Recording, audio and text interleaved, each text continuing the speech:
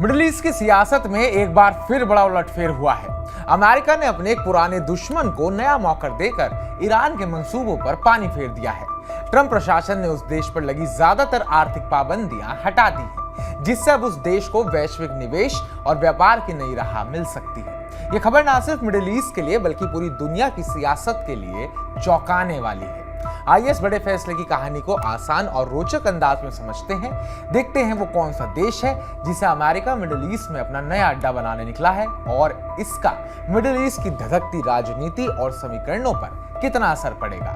नमस्कार, मैं उत्कर्ष प्रताप सिंह और आप देख रहे हैं टीवी9 भारतवर्ष। जिस देश के अमेरिका अब करीब आने की कोशिश कर रहा है, वो ही देश कभी अमेरिका की हिट लिस्ट में टॉप पर था। जी हाँ, मैं बात कर रहा हूँ सीरिया की। बशर अल असद की सरकार को आतंकवाद का समर्थक माना जाता था और अमेरिका ने उस पर कड़ी आर्थिक पाबंदियां लगा रखी थी। लेकिन अब वक्त बदल गया है। अमेरिकी राष्ट्रपति डोनाल्ड ट्रंप ने एक एग्जीक्यूटिव ऑर्डर पर हस्ताक्षर कर सीरिया पर 50 साल पुरानी पाबंदियों को हटाने का रास्ता खोल दिया है। इसका मतलब है कि सीरिया अब वैश्विक व्यापार और निवेश की दुनिया में फिर से शामिल हो सकता है। यह फैसला तब लिया गया जब मई में ट्रंप ने सऊदी अरब में सीरिया के अंतरिम नेता अहमद अल शरा से मुलाकात की थी। ट्रंप ने वादा किया था कि अगर सीरिया शांति की राह पर चलेगा तो अमेरिका उसका साथ देगा। अब ट्रंप ने अपना वादा निभाते हुए सीरिया को एक नया मौका दे दिया है। लेकिन यह मौका सिर्फ सीरिया के लिए नहीं बल्कि मिडिल ईस्ट की पूरी सियासत को बदल सकता है। सीरिया को यह नया मौका मिलने से सबसे ज्यादा परेशानी ईरान को हो रही है। ईरान लंबे वक्त से मिडिल ईस्ट में अपना दबदबा बढ़ाने की कोशिश कर रहा है। वो सीरिया को अपने प्रभाव में रखकर क्षेत्र में अपनी ताकत दिखाता रहा। लेकिन अब अमेरिका के इस कदम ने ईरान के लिए मुश्किलें खड़ी कर दी है। सीरिया अगर अमेरिका और उसके सहयोगी देशों के साथ आर्थिक और सियासी रिश्ते मजबूत करता है तो ईरान अकेला पड़ सकता है।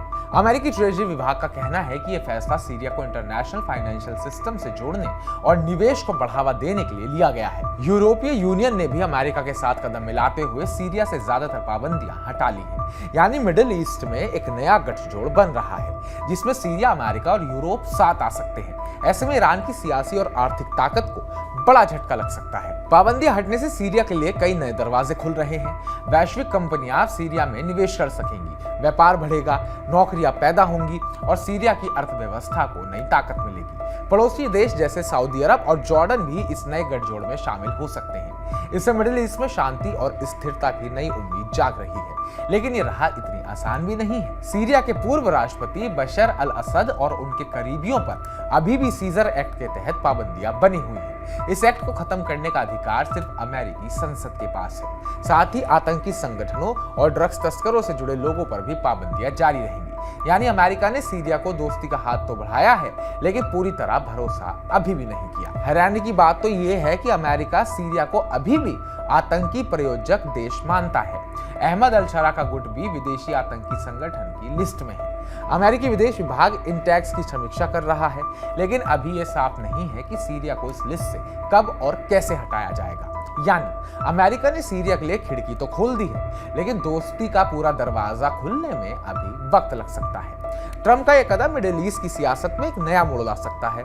अगर सीरिया वाकई शांति की राह पर चलता है और अमेरिका के साथ रिश्ते मजबूत करता है तो इस क्षेत्र में एक नया आर्थिक और सियासी केंद्र बन सकता है। लेकिन अगर सीरिया फिर से पुराने रास्ते पर लौटता है तो यह मौका हाथ से निकल सकता है। ईरान के लिए एक बड़ा झटका है लेकिन वो इतनी आसानी से हार भी नहीं मानेगा।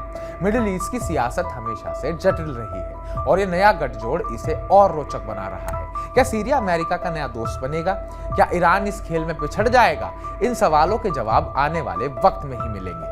ट्रंप के इस फैसले के पीछे कई सवाल भी उठ रहे हैं कि आखिर ट्रंप ने फैसला क्यों लिया, अमेरिका सीरिया के करीब क्यों जा रहा है, क्या यह सिर्फ सीरिया को नया मौका देने की बात है या इसके पीछे ईरान को कमजोर करने की बड़ी रणनीति है। कुछ जानकार मानते हैं कि अमेरिका मिडिल ईस्ट में अपनी पकड़ मजबूत करना चाहता है और सीरिया उसका नया दांव है।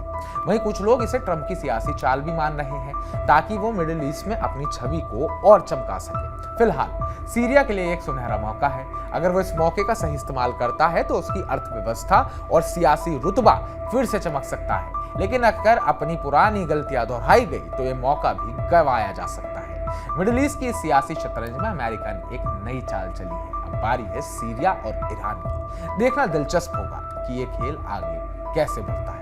तो हमारी इस पूरी विस्तृत रिपोर्ट पर आपका क्या कहना है, कमेंट बॉक्स में कमेंट कर हमें जरूर बताइएगा कि सीरिया आखिर किस तरफ चलेगा। क्या अमेरिका का साथ देगा पुराने गम भुलाकर, या अमेरिका सीरिया का साथ देगा पुरानी चीजें भुलाकर, या फिर पुरानी चीजें जहां थी चीजें वहीं पहुंच जाएंगी। और बाकी ताजा अपडेट्स पाने के लिए टीवी 9 भारतवर्ष को सब्सक्राइब कीजिए।